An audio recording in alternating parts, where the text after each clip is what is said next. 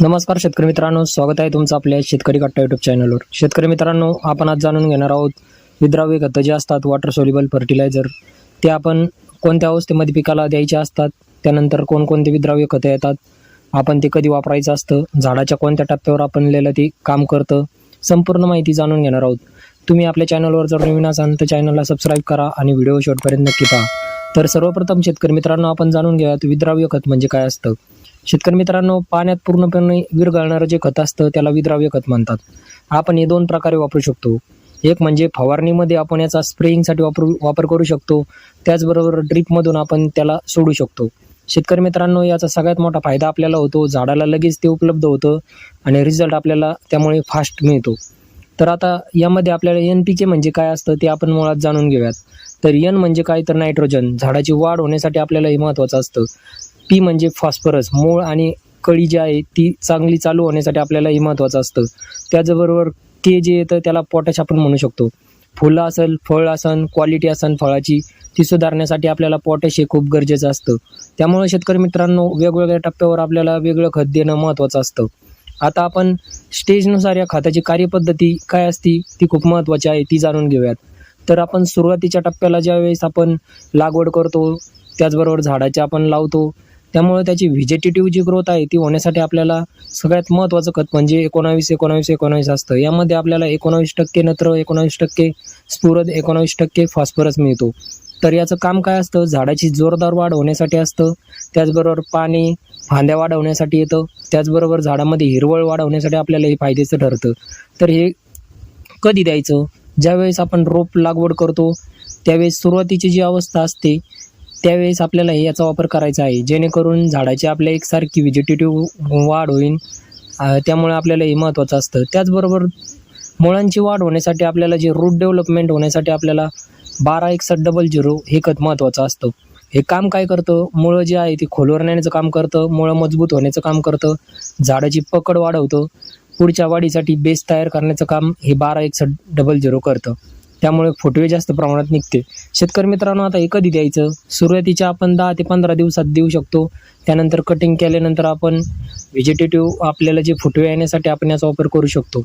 त्याचबरोबर शेतकरी मित्रांनो, रोगप्रतिकार शक्ती असेल आणि मजबूती असेल, झाडाची इम्युनिटी जर वाढवायची असेल आपल्याला, तर 052-34 जे आहे ते खत आपण देऊ शकतो. यामध्ये 0% नत्र असतं, 52% आपल्याला स्फुरद येतं आणि 34% आपल्याला फॉस्फरस यामध्ये येतं. याचं काम काय असतं, झाडाची इम्युनिटी वाढवण्यासाठी आपल्याला फायदेशीर ठरतं, रोगाचं जे प्रमाण आहे ते कमी करण्यासाठी आपल्याला फायदेशीर ठरतं. त्यानंतर ताण सहनशक्ती जी असती ती आपल्याला यामुळे फायदेशीर ठरतं. शेतकरी मित्रांनो, फुलकळी वाढवण्यासाठी, झाडं ताणामध्ये ठेवण्यासाठी आपल्याला हे चांगलं असं 052-34 हे खत आहे. त्याचबरोबर कळी आणि फुलधारणा वाढवण्यासाठी फ्लॉवरिंग स्टेजमध्ये आपण 13-045 या खताचा वापर करू शकतो. यामुळे काय होतं, कळी जास्त प्रमाणात लागते, गळ जी आहे ती कमी होते आणि फुलं मजबूत आपल्याला राहतात. त्यानंतर आपल्याला जे फळधारणा म्हणजे फ्रूट सेटिंगसाठी जे उपयोगी खत असतं ते म्हणजे 0050, त्याला आपण SOP म्हणतो. आता याचं काम काय असतं, फळाची जी सेटिंग आहे ते वाढवण्यासाठी आपल्याला हे फायदेशीर ठरतं, फळगळ कमी करतं आणि आपल्याला फळामध्ये कलर, साईज, त्यानंतर फळाची जी साल आहे ती चांगली होण्यासाठी आपल्याला क्वालिटी फळाची सुधारण्यासाठी आपण 0050 या खताचा वापर करू शकतो. आता फ्रूट डेव्हलपमेंटसाठी म्हणजे फळांची वाढ होण्यासाठी आपण 042-37 जे येतं ती ग्रेड आपण वापरू शकतो. यामध्ये फळाची साईज चांगली वाढते, वजन चांगलं होतं बाजारात, त्यामुळे आपल्याला चांगला दर मिळतो.